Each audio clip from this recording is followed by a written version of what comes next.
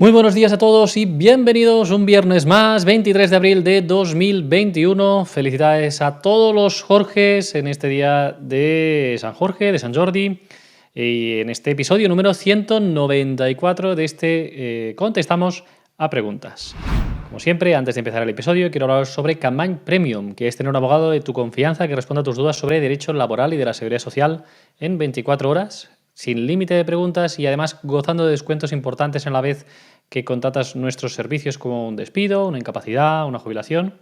Pues bien, te aconsejo que mires la información que te dejo en los detalles de este vídeo sobre Campaign Premium.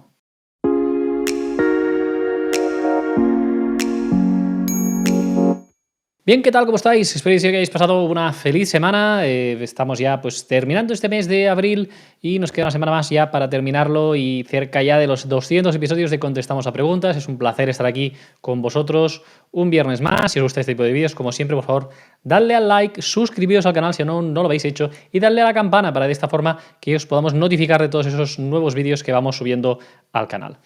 Vamos a hacer un breve resumen a lo que hemos visto durante esta semana. Los lunes, ya lo sabéis, 2 casos de éxito, uno por escrito, en este caso un caso en el que un juez corroboró la compatibilidad entre pensiones y de una segunda incapacidad, una incapacidad y le reconocieron otra.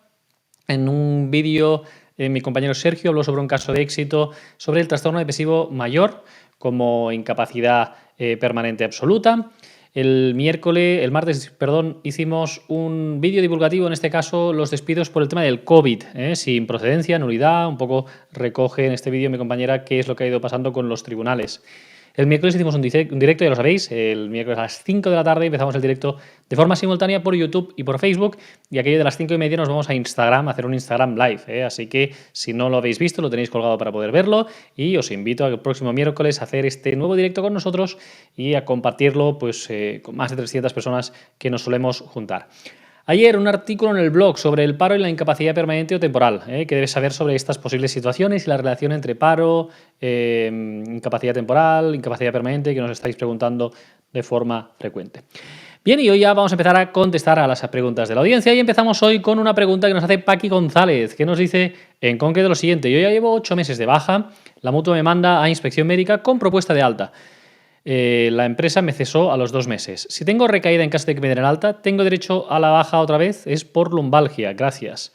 Bien, si es por recaída sí que tendrías derecho a cobrar esa baja porque al final los efectos económicos se retrotraerían y entonces tendrías derecho. Esta recaída tiene que ser máximo en los 6 meses posteriores a ese alta que te acaban de dar ahora. Gracias, Paqui, por la pregunta. Vamos con otra. Bárbara Moreno Quintana nos dice: en la compatibilidad de la pensión no contributiva y el trabajo se indica que solo es posible durante 4 años. ¿Esto es toda la vida de una persona o es por cada alta que tenga por cuenta propia o ajena? Y si se obtiene la subvención por empedramiento o fondo perdido, con obligación de estar de alta 3 años, ¿esta cantidad cuenta para el cálculo del máximo de la pensión no contributiva y el trabajo? Por otro lado, para la incapacidad permanente, 44 menos 20 igual a 4, 6 años. ¿Debe ser el mismo régimen que los 6 años o es posible la suma de autónoma más el régimen general? Gracias. Bien, vamos a contestar, Bárbara, estas preguntas que nos formulas, muy interesantes todas ellas. En cuanto a la compatibilidad entre la pensión no contributiva y el trabajo, es desde el inicio de la actividad laboral. Es decir, desde cada vez que te des de alta, si empiezas un nuevo trabajo, un inicio de actividad, es lo que lo dice el artículo creo que 366 de la Ley General de la Social, que lo vincula al inicio de la actividad, esos 4 años. Con respecto a la subvención por emprendimiento, todas las subvenciones que podamos recibir, eso nos computan, salvo que se diga lo contrario, todos los ingresos que tengamos pues suman a la hora de calcular los límites de la pensión no contributiva, esos límites de ingresos máximos que hay para poder cobrarla. Y respecto a los 6 años que se necesitan en tu caso para una incapacidad permanente por enfermedad común, que nos dices con 44 años, es importante tener en cuenta que puedes sumar años de otro régimen. Cuando en este sentido se nos piden años cotizados, si hemos cotizado en otro régimen, por lo que se llama el cómputo recíproco de prestaciones con otros regímenes, autónomo, régimen general, se pueden sumar en ese sentido para poder cumplir este requisito. Muchísimas gracias por la pregunta, Bárbara. Vamos con otra. Nos la hace Rabara Marruecos. Dice: mi madre es una pensionista de viudedad. Antes ella vivía en Marruecos y ahora vive aquí en España sin papeles. ¿Puede cambiar el pago de su pensión aquí? Ya no va a volver a su país. Bien, gracias por la pregunta. En este sentido, Desconozco si a nivel normativo en Marruecos es posible este traslado de pensión, ¿eh? Es decir, si pagan la pensión de viudedad a sus pues, ciudadanos cuando van al extranjero. En el caso de que fuera al revés, que fuera en España y se fuera a vivir en Marruecos, sí que lo cobraría, pero desconozco pues, el derecho de seguridad social de Marruecos y lo deberíais consultar con un compañero, con un abogado de Marruecos, para que os pueda decir en ese sentido si es posible o no. Lo que sí que sucede con las pensiones contributivas aquí en España, ya lo sabéis, si estáis cobrando un complemento por mínimos y os vais a vivir al extranjero, ese complemento por mínimos se pierde. Es decir, solo se cobra el complemento por mínimos si se vive en España. Si se reside en el extranjero, no se cobraría el complemento por mínimos, si la parte de pensión sin ese complemento. Gracias por la pregunta. Vamos con otra. Lucía Navarro nos dice: ¿cuánto tiempo tiene el empresario para responder ante mi solicitud de reincorporación por reserva del puesto de trabajo? Gracias. Bien, en este sentido la ley no dice ningún plazo. Yo lo que te recomendaría es hacer la solicitud dentro del plazo de 20 días y si a los 15, o sea, desde que hay la causa legal, es decir, por ejemplo, te revisan una incapacidad y te dan el alta, tienes reserva, yo haría la solicitud y si el empresario a los 15 días no me ha contestado, pues ya presentaría una demanda por extinción del contrato, por incumplimiento del empresario, artículo 50 del Estatuto de los Trabajadores, porque tienes 20 días, y entonces se puede entender que hay 20 días hábiles desde que tú lo has solicitado para entender que esa falta de acción supone una pues negación y por lo tanto ahí opera la improcedencia, ¿no? Y esta demanda que se tendría que solicitar. Por lo tanto, lo habitual es eso, solicitarlo a la mayor brevedad y siempre dentro de los 20 días, si no hay respuesta, presentar una demanda, para que no nos pase el plazo y no nos puedan decir que pues, ha caducado esa acción que teníamos para presentar contra la negación al empresario a readmitirnos al puesto de trabajo. Muchísimas gracias, Lucía. Vamos con otra. Lucy Moreno, en este caso, dice: trabajo desde hace 13 años en una empresa que no se hizo responsable de mi baja. En 2018 me resbalé en el trabajo y estuve de baja 6 meses. La baja me la dio la Seguridad Social y la empresa solo me reconoció la mitad de mi baja, porque mis compañeros me vieron llorando, pero no me vieron caerme. Mi traumatólogo me ha dicho que me tienen que operar este año. Cuando me operen, ¿quién tiene que darme la baja? Gracias. Bien, quien tenga que darte la baja, en este caso, va a ser siempre el médico de cabecera, salvo que sea una baja derivada de accidente de trabajo. Si en su momento ya no se dio como accidente de trabajo, ahora es muy difícil que te la puedan reconocer como accidente de trabajo. Por lo tanto, lo mejor es cogerla como enfermedad común y si tienes pruebas para poder determinar que esa baja anterior o incluso la nueva baja es derivada de ese accidente, la idea sería hacer un proceso de determinación de contingencias. Entonces se cambia esa baja, esa determinación, también puede actuar inspección de trabajo en ese sentido y si tienes pruebas suficientes para acreditar esto, pues es posible que esa baja se dé por accidente de trabajo, aunque es bastante complicado ya teniendo en cuenta los antecedentes que nos comentas. Gracias por la pregunta, Lucy. Vamos con otra. Lucía, bueno, tenemos a 3 Lucías seguidas hoy. Hoy es el día de la Lucía, parece. Lucía Ortega Vico dice: tengo una incapacidad permanente absoluta reconocida de un 33%. Estoy divorciada y con 2 hijos. En mi declaración de renta, ¿tengo derecho a alguna deducción? Bien, muchísimas gracias por la pregunta, Lucía. Pues bien, ya lo sabéis, aquellas personas que tenéis una incapacidad permanente, ya sea absoluta o gran invalidez, no tenéis que pagar IRPF por esas pensiones. Es decir, los ingresos derivados de la pensión, de una absoluta o una gran invalidez, no tributan por IRPF, es decir, son limpios lo que cobráis. Por lo tanto, si hacéis la declaración de renta y solo tenéis esos ingresos, en ese sentido no habrá ninguna cantidad ni a devolver ni a pagar. Por el hecho de ser pensionista y tener una incapacidad permanente, el mínimo personal y familiar sube de los 5.500 euros, al tener ese 33 son 3.000 euros más que tienes, ¿vale? Entonces, si tuvieras otros ingresos, por ejemplo, derivados de alquileres o de otro tipo de actividades económicas que pudieras tener, en ese sentido, esos ingresos sí que tendrían un beneficio por el hecho de ser pensionista de incapacidad, una deducción. Pero si la situación que es más común, tienes solo ese ingreso de una incapacidad absoluta y no hay más ingresos que la pensión, pues no tienes que pagar nada y tampoco recibirás nada porque no te practican ningún tipo de retención. Gracias, Lucía, por la pregunta. Vamos con otra. Manuel GPS dice: ¿qué ocurre si estás 18 meses de baja y no recibes noticias del tribunal médico, pero la empresa te ha dado de baja y te ha finiquitado y luego el tribunal médico resuelve que te tienes que incorporar a trabajar? Muchas gracias. Bien, lo que ocurriría aquí, Manuel, es que primero la empresa te tendría que dar de alta de nuevo en la Seguridad Social, en la Tesorería, te dan de alta de nuevo.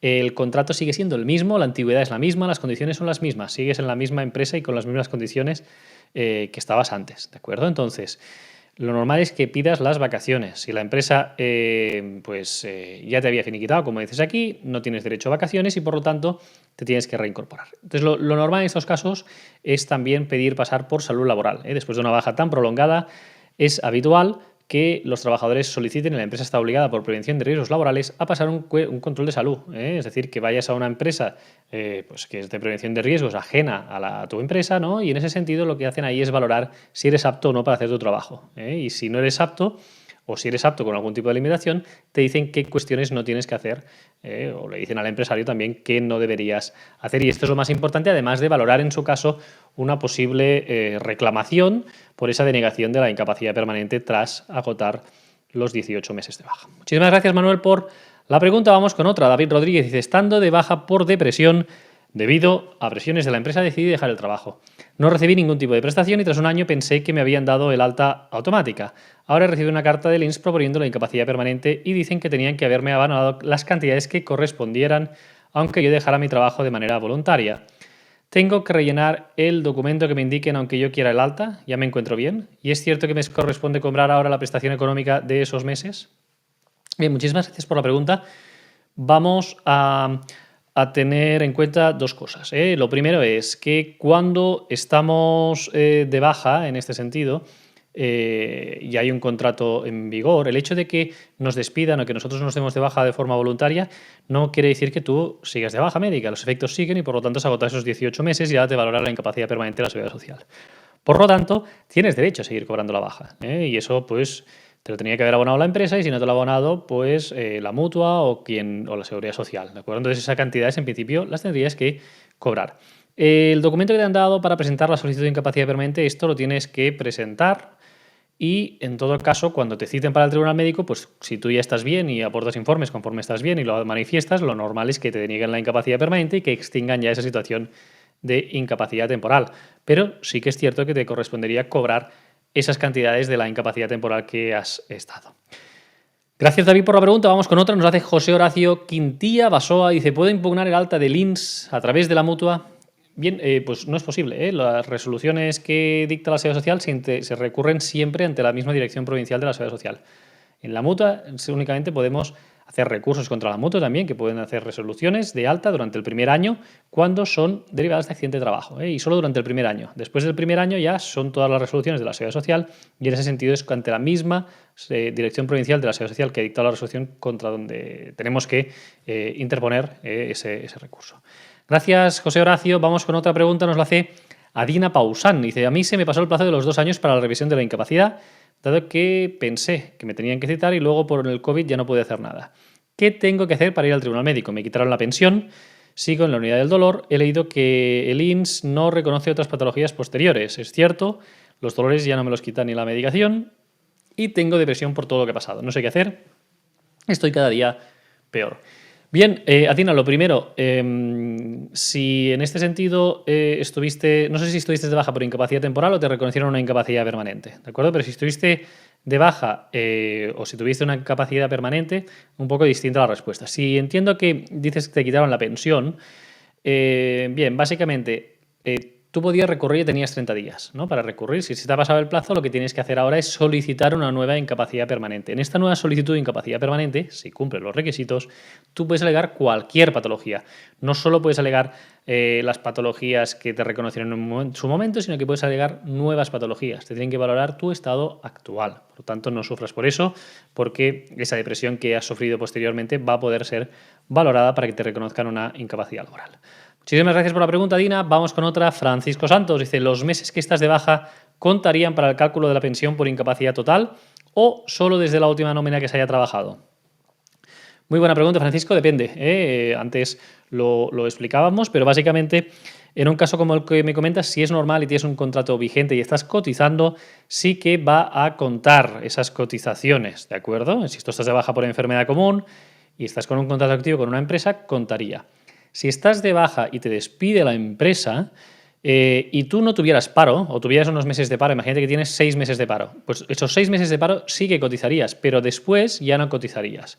Y por lo tanto, esos meses, el hecho de la baja no va condicionado al cotizar. Uno puede estar de baja sin cotizar en ese sentido. La más habitual es que tengamos un contrato activo y estemos de baja en ese trabajo. Y entonces en ese caso sí que cotizamos y sí que nos contará cuando acaben los 18 meses de baja, o si lo pedimos al año o a los 15 meses que solicitemos la incapacidad antes, sí que nos contaría en ese tiempo de cotización. Muchísimas gracias, Francisco, por la pregunta. Vamos con otra. José Campos Sánchez dice: somos un matrimonio y estamos cobrando el ingreso mínimo vital desde octubre de 2020, 560 euros. Mi mujer solicitó la pensión de jubilación no contributiva y le ha venido aprobada hace unos días con un sueldo de 303. Yo tengo aún 62 años. ¿Puedo seguir cobrando el ingreso mínimo vital por mi parte y la jubilación por parte de mi mujer? Bien, muchísimas gracias por la pregunta. En este caso, José, hemos de tener en cuenta que cuando se solicita, en este caso, pensiones no contributivas, se mira bien cuáles son los ingresos de todo el mundo, ¿no? Entonces, el ingreso mínimo vital es compatible con pensiones contributivas cuando no llegan al mínimo y se complementa en ese sentido.